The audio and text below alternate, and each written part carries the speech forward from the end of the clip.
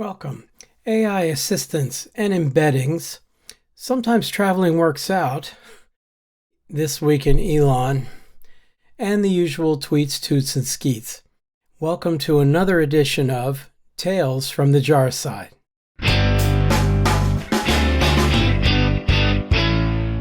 Welcome, fellow jarheads, to this week's edition of Tales from the Jar Side, the Cousin IT newsletter for the week of November 12th, 2023. My name is Ken Cousin, and I am your host. It's funny, this time apparently I remembered half the date and not the other half. So I meant to say November 5th through 12th. It's the week ending yesterday, or at least in the printed newsletter yesterday. Today is the 13th. This week I taught my functional Java course on the O'Reilly Learning Platform, and I did that in the APAC time zone, so that was in the evening hours. I taught a private course and upgrading to Java 17 or beyond and the Spring Framework. That was in Phoenix, Arizona, interestingly enough. And I also did my regular software design course at Trinity College in Hartford for the undergrads. That made for a pretty busy week. Here's the regular info messages. I'm trying something a little different on the formatting. Regular readers of and listeners to, and of course, video viewers of this newsletter are affectionately known as jarheads and are far more intelligent, sophisticated, and attractive than the average newsletter reader or listener or viewer. If you wish to become a jarhead, please subscribe using the button in the newsletter. That's our cue, by the way, to take a look at the YouTube channel, so give me a moment to open that up. And here we see on the YouTube channel that I am up to 871 subscribers. That just got a boost today because it got mentioned by somebody else, or rather one of the videos got mentioned in Guillaume Laforge's newsletter, which is very kind of him. The big video this week, which actually wasn't this week, it was last week, was this one on the magic of AI services with LangChain4j. I did some more experiments, but due to all the other courses I had this week, I didn't get to prepare a brand new video. But I've got some plans for this coming week. So let me close that, and I'll mention something about that. So in the newsletter, I talked about this idea of OpenAI assistants, but I also want to include the topic of embeddings. Assistants is something that was announced, although it didn't get the big press, at that keynote that was about a week and a half ago from OpenAI. They talked about these things they're calling GPTs. I still am not quite ready to refer to them as Jippities, but I'm working on it. At any rate, they talked about that, and the GPTs I discovered this week, turns out while you can make one inside of the regular chat.openai.com, you can't expose it anywhere, and there's no GPT store yet. You can make them public, but that's not necessarily reliable or what you want to do. In other words, it's really more of a let's experiment with this and play around deal rather than let's make something that's useful. On the other hand, in the API for OpenAI at platform.openai.com, they have a new section on AI assistants. It looks like this. So this is, again, platform.openai.com docs assistants overview, and they talk about how you can create an assistant, create a thread, add messages to the thread, and then run it with a conversation that goes back and forth. Now, I wasn't sure what I wanted to do with this. I'm still not exactly sure what I'm going to prepare, but there was an email I got late in the week from LeanPub. You may be familiar with LeanPub as the self-publishing organization. There's several authors I know who publish their own books there. And then, of course, they're sold directly to the public rather than going through a publication company. Well, LeanPub is always looking for some kind of value added that they can get the authors to pay for. And they mention the idea of accessing them and allowing them to create one of these GPTs for you, a GPT surrounding the book, so that it would be like answering questions based on the book's contents and everything. Now, as you might imagine, if this Assistants API just came out, it's not like any of the major frameworks handle it yet. And the one that I like, the LangChain4j one, is in that category. They don't really have one yet. However, What they do have is this idea of embeddings. So what you can do with this, and let me show you the code here. What you can do with LangChain for J is to embed your own information into the neural network and thereby ask questions that include that information. So this is basically the simple version, the simple approach to doing that. You use an embedding model, and this is one of the ones they have built in, this all mini LM L6V2 embedding model, whatever the heck that is. There's a little bit of documentation about it, but not much. And then you add in an embedding store. I'm using the in-memory embedding store at the moment, and then an embedding store ingester. And this is what you're going to put your documents into. So you create a builder, you say, I'm going to use a document splitter, and what I've got here is a recursive splitter that's going to split the documents into 500 character chunks. And you could also specify an overlap if you want in between those chunks, and you add in the embedding model and the embedding store, and this gives you the embedding store ingester. Now, what do I want to load into this? Well, since the people at LeanPub had that good idea of saying, hey, you might want to build an assistant based on your book, I figured, what the heck, let me see if I can build an embedded version of my Help Your Boss Help You book, which I'll call MYM for Managing Your Manager, which is what I really wanted to call it all along. So the idea here is to say I'll use their built-in file system document loader, which comes from LangChain, and load my PDF document. And since the book is relatively short, it fits right in there. But I went beyond that. When the book first came out, I made, 6 to 10 blog posts that were posted on Medium as part of the process. And while in principle, OpenAI can access that over the web, maybe, it turned out to be better for me to simply download all of those blog posts as individual PDFs. I just basically printed to PDF, cut it off when it was at the end, and then they have a load documents plural method that allows you to just specify a folder, and it read everything in there too. And by doing that, I can build a language model where I use the new GPT-4 Turbo, as they call it. It's 11.06 preview, 11.06 being November 6th, the date it was released. And then I make a conversational retrieval chain based on that, and say retrieve from the embedding store with the embedding model. And then I can ask questions to it, like, should I be friends with my boss? And if I execute this, let me give it a shot. Now there's a delay because I do want to load all those documents and process them. And right now I'm not using some powerful vector store, which would be the next step. Instead, it's all being done in memory just to get an answer out of it. And therefore, it takes a little delay while I load it up. Again, this is in work in progress. I'll make a video about it when it's ready. And we start with based on the information provided. So it's from the book and the blog post. It seems advisable to maintain a professional relationship with your boss rather than pursuing a friendship.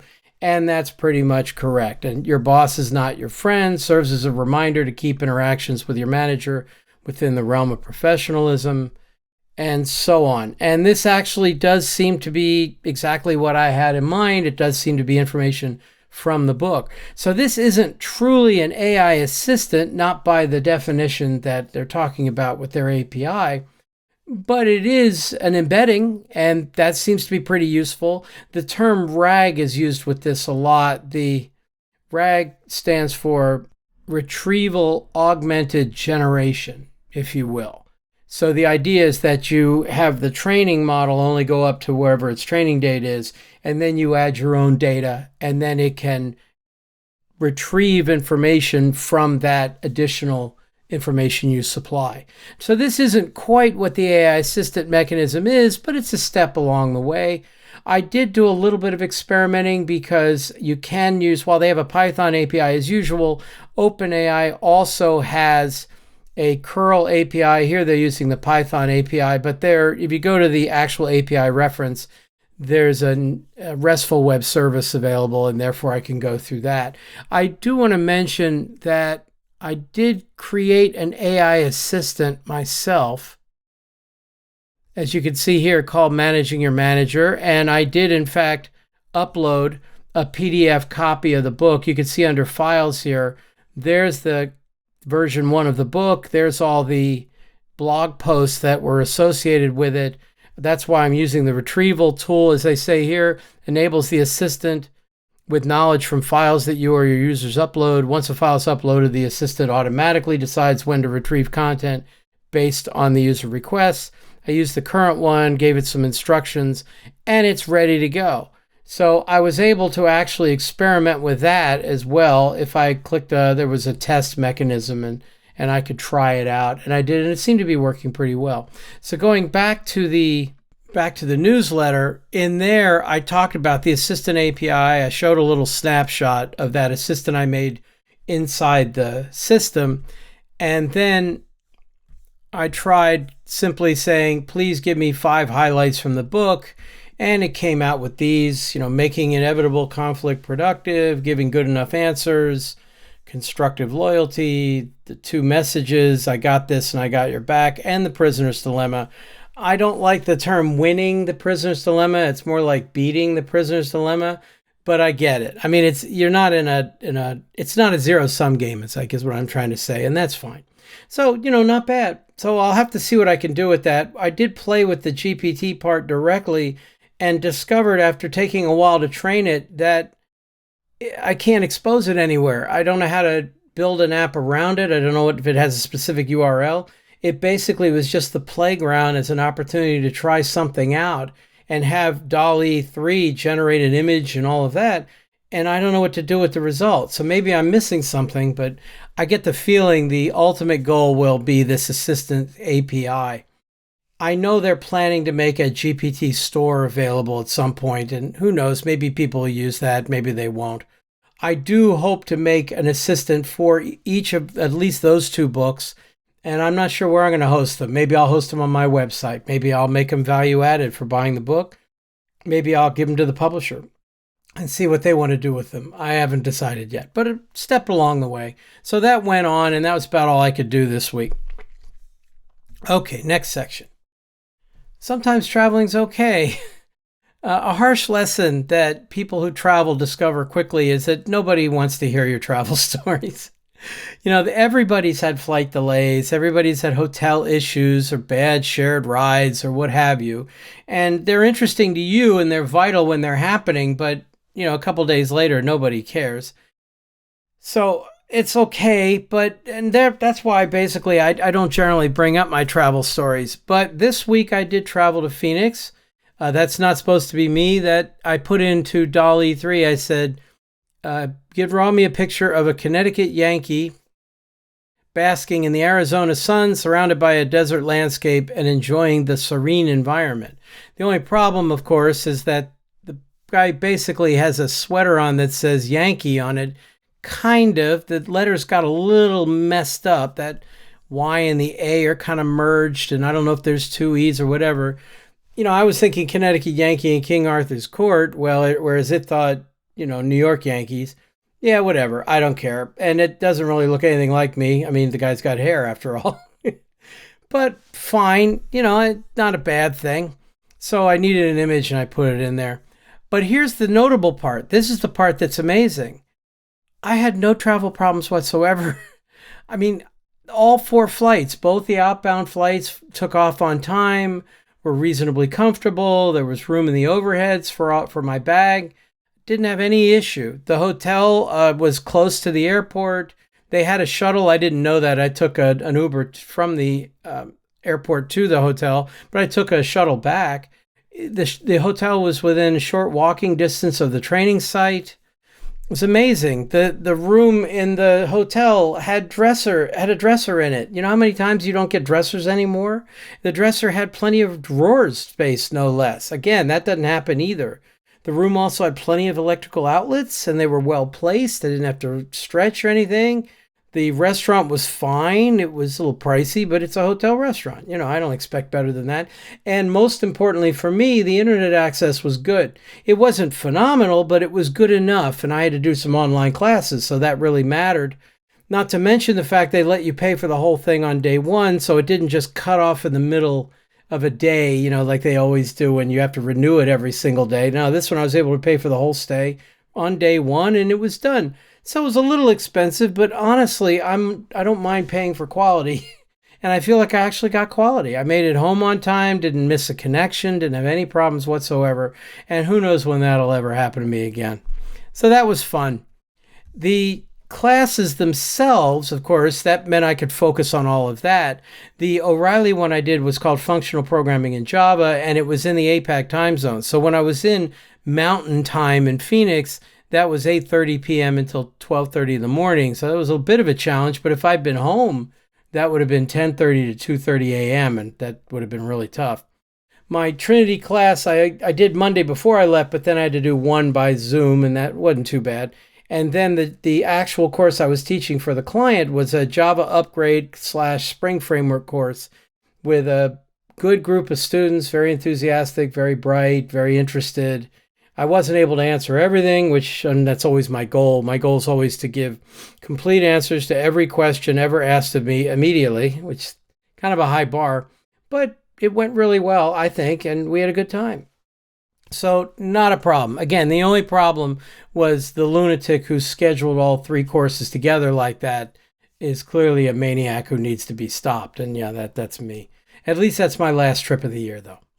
Okay, moving on.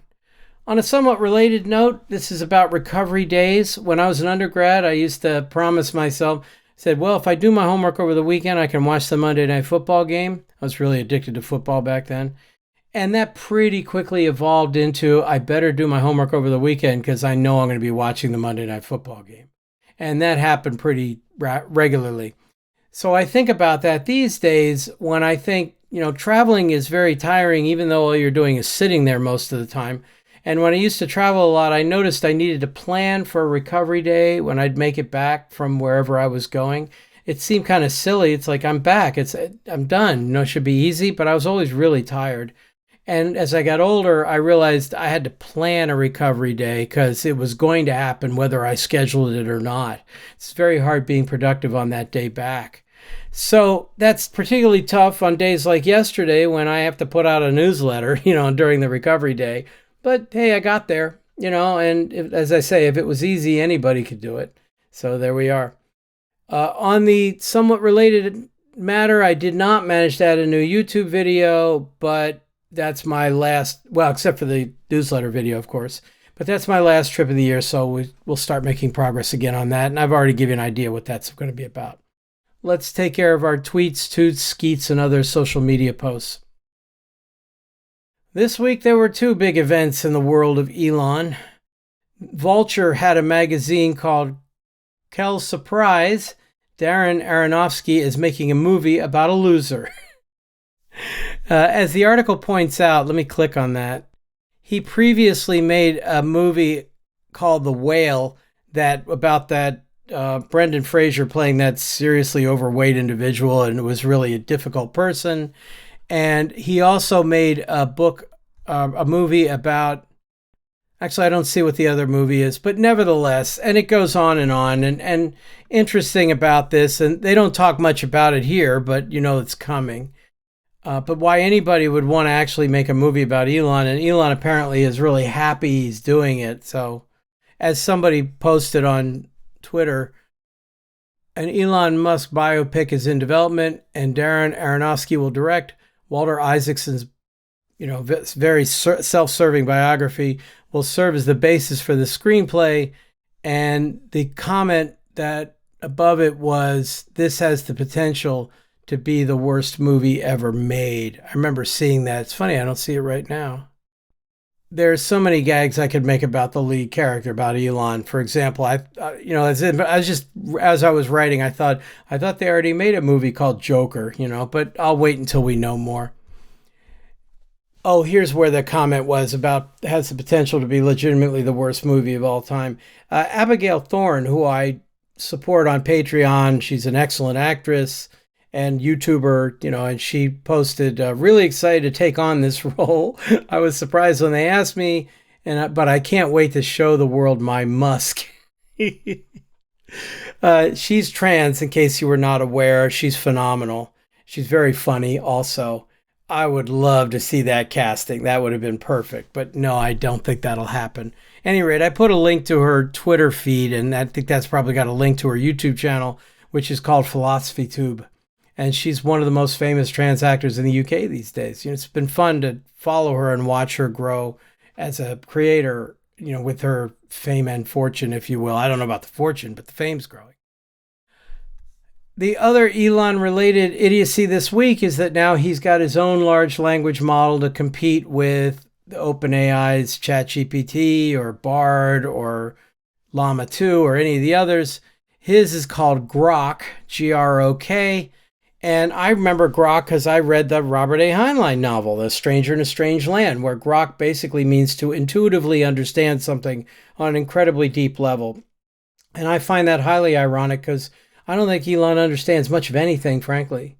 I mean, that's the thing we've discovered about him is he's not only evil, he's a complete idiot. I just am shocked at how stupid the man is. At any rate, that's what it's called, and they made it Elon-like. In other words, it's got sarcasm. It goes to areas that most AI tools will not go, even uses profanity on occasion. And it's like, oh my goodness. In other words, they took several of Elon's worst features and bundled into an AI and called it, quote, personality. Yeah, I put a link here to The Onion's exclusive interview with Grok, Elon Musk's AI chatbot, which if you take a look at it, just to let you know, is actually a slideshow. You can walk through and see, thanks for having death, blood, women or animals, inferior races must, blood, death. You can go through it if you want.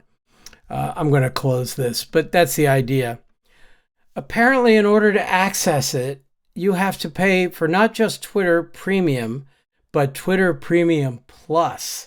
I mean, you need the plus because premium's just not enough, which means not just $8 a month like for premium, but $16 a month for that. And even then you get put on a waiting list because there's a beta and they're rolling it out. I so am not interested. I just can't even tell you how not interested I am in that. The thing is, though, is rumor has it that there's going to be a version of it bundled into Teslas as well. And I have a Tesla, but I'll either disable it or I don't know. I mean, I'll probably see what it does, but then I'll disable it. I mean, I can't imagine willingly going that direction. This one I titled Winter is Coming, and it was a guy performing Vivaldi's Four Seasons, and this one was Winter. And for a change, I mean, usually when I grab something from Twitter, I don't link to it, but this one I felt obligated because I had to play at least a moment of it.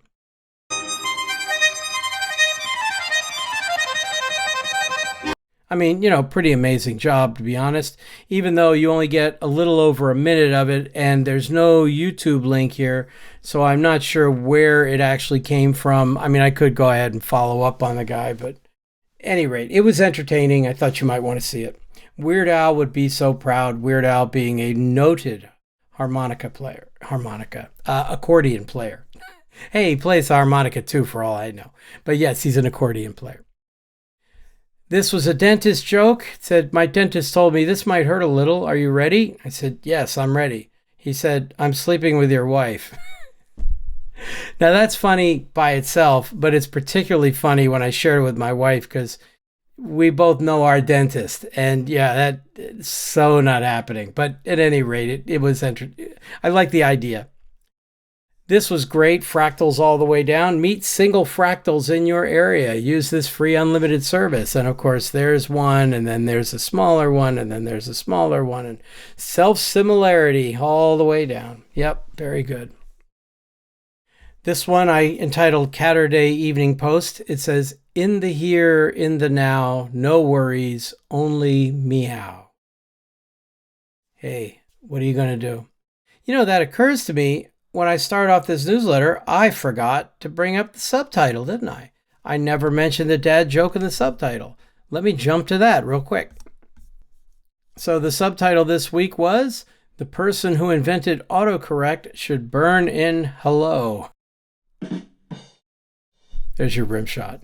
Okay, weak, but oh well. Let me jump back to where I was. Okay, next one. I called this inflation hedge. This was a great post. It said, with inflation at 7.5%, you lose half your money in 9 years. The only way to outperform that consistently that I have found is crypto. Just this year, I've already lost half my money. Just a moment. Need a rim shot for that too, don't I? And there we go. Okay. I knew crypto was good for something. This one's consent is everything. Overheard. A coworker just shared a term she used to describe meetings that go astray when certain coworkers bloviate. Non-consensual TED Talk. That's brilliant, isn't it? I mentioned that to my wife, and she reminded me of a friend we have who does this on a regular basis. We knew exactly what that meant. That was great. This one's labeled good afternoon. It says, good morning to those who celebrate. Yes, very good. Which reminded me, happy Diwali to those who celebrate that. I Googled it just to see what an appropriate greeting would be, and it said, "Good. What's a good wish for Diwali?" And they said, may the glow of Diyas light up your path with happiness and prosperity, or wishing you a Diwali filled with love, laughter, and the sweetness of festive treats, or may the festival of lights brighten your life and bring you moments of joy. I mean, I'd always refer to the festival of lights as Hanukkah, but hey, you could have it for this weekend, and then we'll take it back for December, whatever. Or I guess, as we'd say in Java, it's an overloaded term. So that's fine. I should have thought to say this to somebody in my class this week. My private class had like 90% students from India, but oh well. For those who might want them, I've been accumulating Blue Sky invites, Blue Sky being the social media site that was created by Jack Dorsey when he left Twitter, when he sold to Elon. And Blue Sky's okay. It's got some character to it. It seems to be pleasant, and a lot of people enjoy it. I go there occasionally. So if you're there, like every couple of weeks, you accumulate an invite. So if you use one of these invites, then the next time I go, it'll say, yeah, that one's used up. They're only one-time use things. But I figured I'll include them in the newsletter, see if anybody reads down this far, and in case anybody wants a Blue Sky invite. This one I called currently. It says you could make body facts sound weirdly threatening by adding currently to them, as in your teeth are the only parts of your skeleton currently visible. Yeesh. Or the femur is currently the longest bone in your body. Ooh, I don't like the implication there. I found one online that said your mouth currently produces 1 liter of saliva each day. Now, I don't even know if that's true, but hey, it feels like it sometimes. This one, variation on a meme, I called it that. It says, minimalism is a scam invented by Big Small to sell more watch That's very clever, from the regular meme of invented by Big whatever to sell more whatever. That's great. Gotta watch out for that Big Small as opposed to Biggie Smalls, which of course I put in a link, to the notorious B.I.G. just to show I'm not completely out of touch with the world. And that's the newsletter for this week. So you saw what I've done and what I'll be doing next week. I hope to get out some more videos this week, get back to that, although I still have several things I have to catch up on. But I thank you very much for listening, and then we'll cue the ending theme and see everybody next week. Take care. It's time to tune in. Tales from the dark side, let's begin. Java, Kotlin, and Spring, oh my. Groovy, Gradle, don't be shy. Tales from the jar side, oh yeah. Crack open the code, let's take a ride. From design patterns to the latest trends, your weekly tech dose that